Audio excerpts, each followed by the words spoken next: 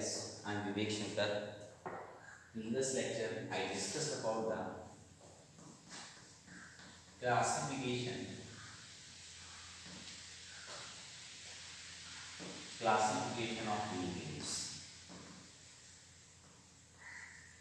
तो गाइस आपको पता है मैं डिस्कस कर रहा था क्लासिफिकेशन ऑफ लिगेंड्स के बारे में, जहाँ पर मैंने आपको तीन केसेस के बारे में डिस्कस कर दिया था। जैसे अगर केस नंबर 1 की बात करूँ, केस नंबर 1 तो मैंने बताया था on the basis of charge, on the basis of charge, है ना। इसके भी यहाँ पे तीन टाइप के लिगेंड्स आपको निकाले, कौन कौन से थे बेटे। पहला था, है ना, पॉजिटिव चार्ज लिगेंड,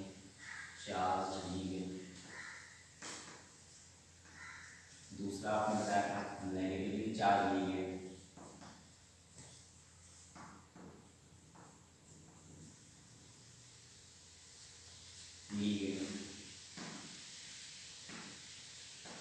तीसरा आपने बताया था न्यूट्रल लिगेंड,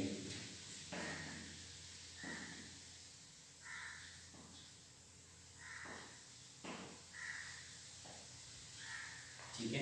तो केस 1 में हम लोगों ने डिस्कस किया था, है ना, on the basis of the charge के बेसिस पर हमने लिगेंड को क्लासिफाई किया था। इसका मैंने आपको बताया था positive charge ligand, negative charge ligand, neutral type ligand, और इनके आगे पीछे नाम भी आपको वहीं पर मैंने क्लियर करे थे। साथ ही साथ मैंने जब केस नंबर 2 में आया तो केस नंबर 2 में जो था वो मैंने बताया था on the basis of denticity, on the basis of denticity, है ना। डेंटिसिटी के बेसिस पे जब मैंने क्लासिफाइड किया था लिगेंड्स को, तो आपको जैसे मैं ओवरव्यू इसलिए दे रहा हूँ क्योंकि मैं क्लासिफिकेशन पढ़ा, आज मुझे केस नंबर 4 के बारे में डिस्कस करना है। तो पहले पिछला जो मैंने केस बताया उसके बारे में छोटा सा रिवीजन हो जाए तो आपको ज़्यादा अच्छा रहेगा। इसमें मैंने बताया था डेंटिसिटी का मतलब होता है ना, कि बाइंडिंग टेंडेंसी कितनी होती है लिगेंड की, है ना। तो मोनोडेंटेट लिगेंड,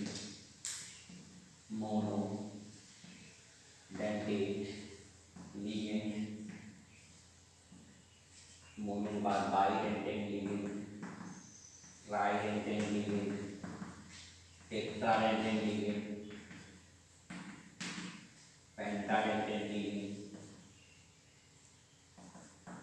और हेक्साडेंटेट लिगेंड, ठीक है। इनको ही हम लोग पॉलीडेंटेट लिगेंड भी बोलते हैं। क्या बोलते हैं? Polydentate ligand. क्लियर है?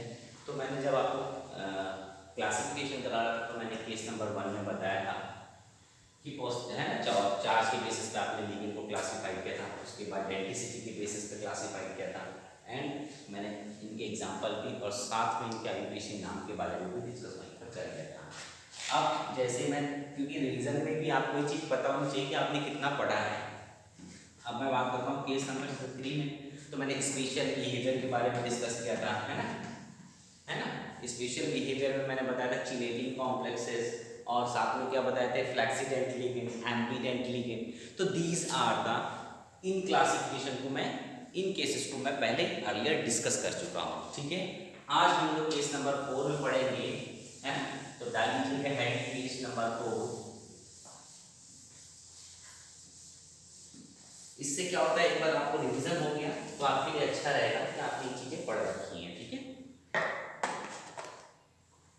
डालिएगा केस नंबर 4, केस नंबर 4, है ना। अब केस नंबर 4 में क्या है, ऑन द बेसिस ऑफ,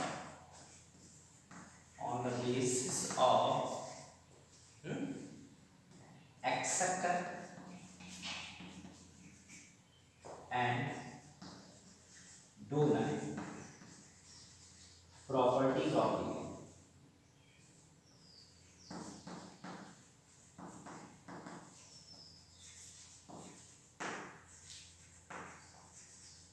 ठीक है। एक बहुत अच्छा टॉपिक है ये यहाँ पर, क्योंकि ये थोड़ा सा कोऑर्डिनेशन कॉम्प्लेक्सेस को और अच्छा और थोड़ा सा इंटरेस्टिंग बनाता है ना। इस बेसिस पे अब हम आपको लिगेंड को किस बेसिस पे क्लासिफाई कर रहे हैं, acceptor and donor property basically आपने देखा वो अपने लोन पर डोनेट करता है। मान लीजिए यहाँ पे मेटल है ना, तो M for metal, M stand for metal, and यहाँ पर आपके क्या है लीगेंड्स हैं। तो लीगेंड क्या करेगा, अपनी जो लोन पे है तो वो डोनेट कर देता है, सेंट्रल मेटल एटम को क्या कर देता है, डोनेट कर देता है। तो ये तो इसकी डोनर प्रॉपर्टीज है। ये क्या है इसकी डोनर प्रॉपर्टी, क्या है डोनर प्रॉपर्टी। बट अगर मेरे पास लीगेंड के पास, ध्यान दीजिएगा, अगर लीगेंड के पास इफ लीगेंड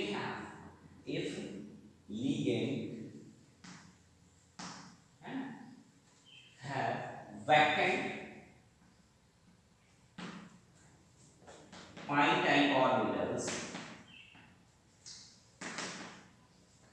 ठीक है, अगर लीगेंड के पास वैकेंट पाई टाइप ऑर्बिटल है, इस टाइप के अगर ऑर्बिटल है, तो मेटल के पास जो फील्ड है ना, मेटल के पास क्या होते हैं बेटे, फील्ड पाई ऑर्बिटल्स होते हैं। तो ये क्या करेगा, अपनी जो लॉन पेयर है, ये फील्ड है, तो ये क्या कर देगा, इसको डोनेट कर देगा। इस डोनेशन को हम लोग बोलते हैं बैक बॉन्डिंग। क्या बोलते हैं इसको हम लोग,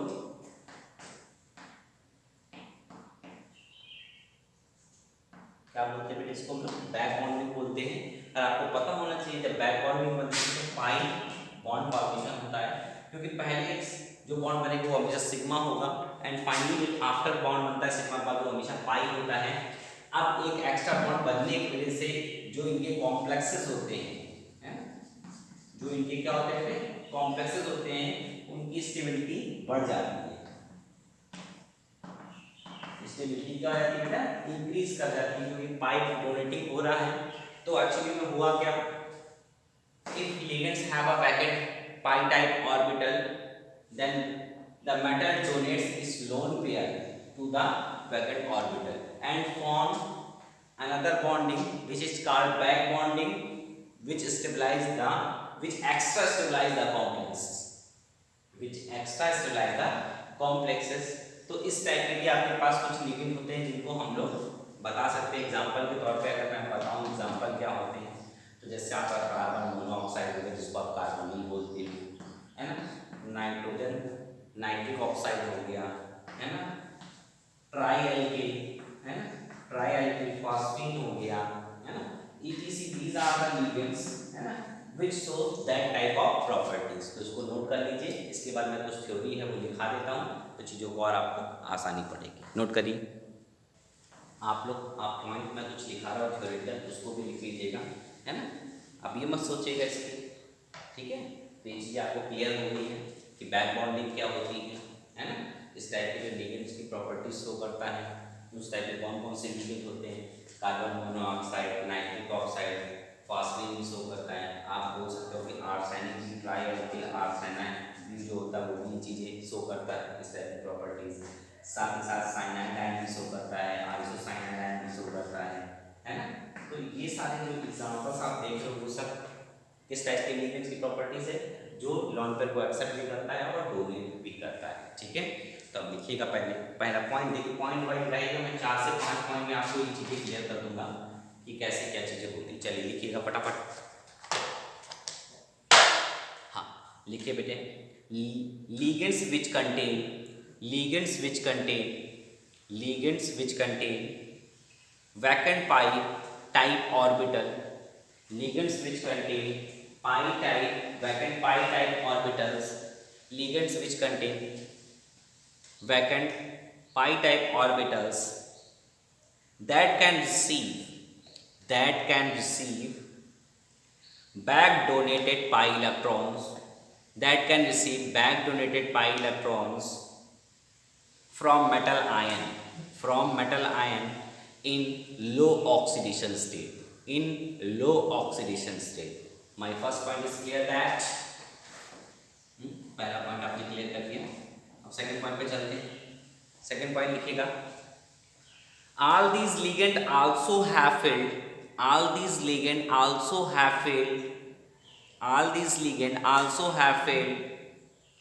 donor orbitals in addition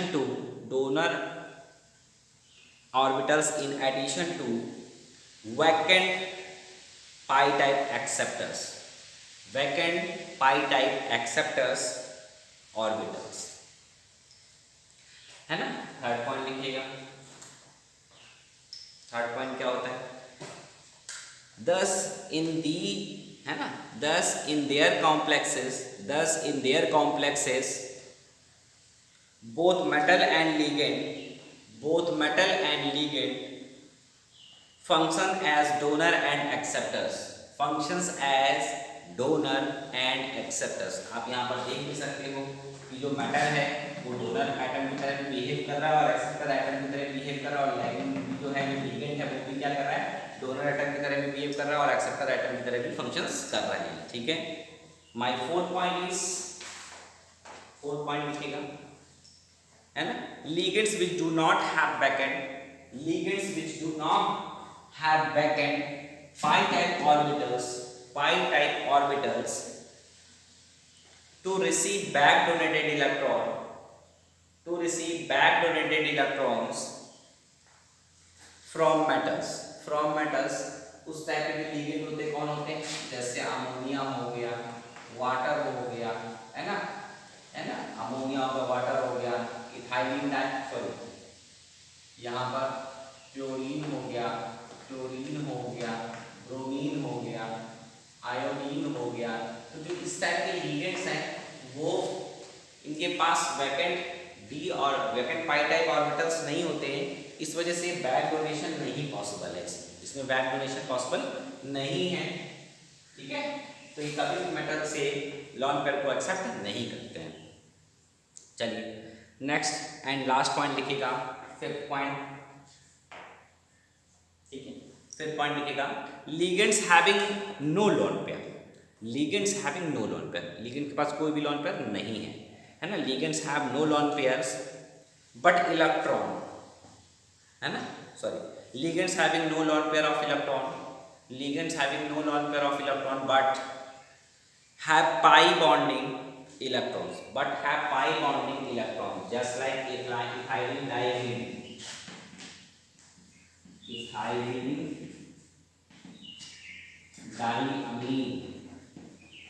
ठीक है, जिसको हम लोग EN से डिनोट करते हैं।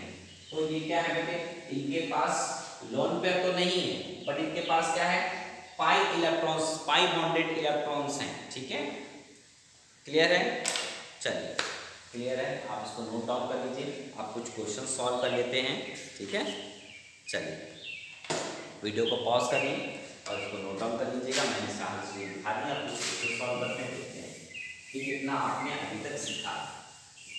मैंने क्लासिफिकेशन इसीलिए आज की क्लास में क्लासिफिकेशन खत्म करा दिया। इसके बाद कुछ क्वेश्चन हैं को सॉल्व कराने के बाद फाइनली मैं क्या करूँगा, ऑक्सीडेशन नंबर कैसे कैलकुलेट करते हैं किसी भी मेटल का, सेंट्रल मेटल आइटम और आयन का। साथ ही साथ हम ये भी देखेंगे कि इफेक्टिव एटॉमिक नंबर कैसे निकालते हैं, ठीक है। इनके ऊपर भी हम लोग बात करेंगे। चलिए क्वेश्चन है आपका, बोल रहा है the number of ions form, बोल रहा है the number of ions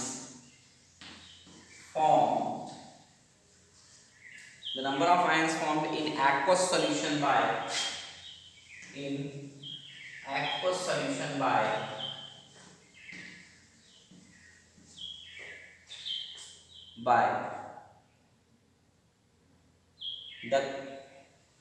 the compound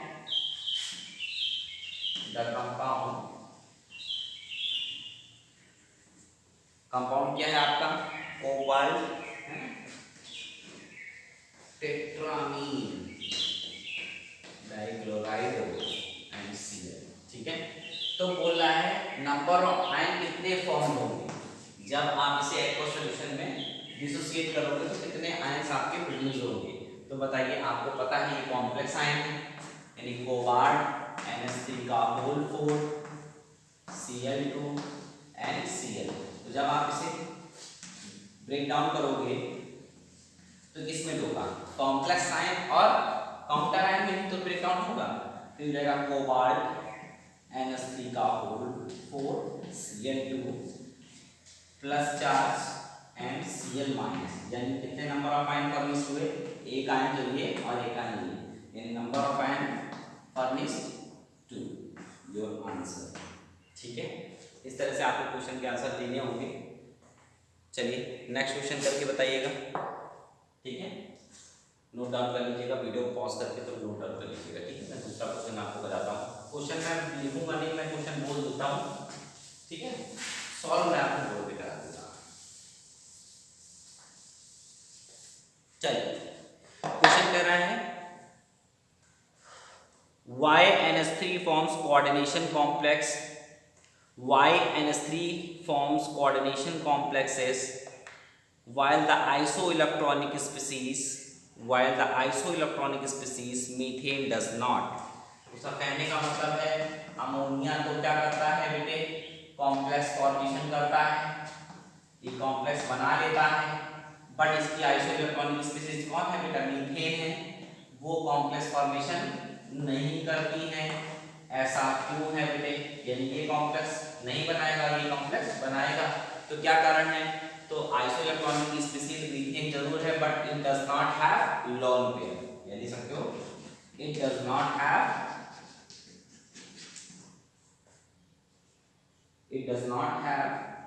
lone pair, क्योंकि बेटा इसके पास क्या नहीं है, लॉन पेयर ऑफ इलेक्ट्रॉन नहीं है, इसलिए ये कॉम्प्लेक्स फॉर्मेशन नहीं कर पाती है। इसके पास लॉन पेयर प्रेजेंट है, इसलिए कॉम्प्लेक्स फॉर्मेशन कर लेते हैं। नेक्स्ट क्वेश्चन लिखिएगा जल्दी से, लिखिए बेटा, अच्छे अच्छे क्वेश्चन बता रहा हूँ, उनको भी करते हुए चलिएगा। इस टाइप के क्वेश्चन बड़े एग्जामिनेशन वगैरह में पूछ लिए जाते हैं। बोला है एक्सप्लेन दैट, बोला है एक्सप्लेन दैट, नोट करिए जल्दी से, एक्सप्लेन दैट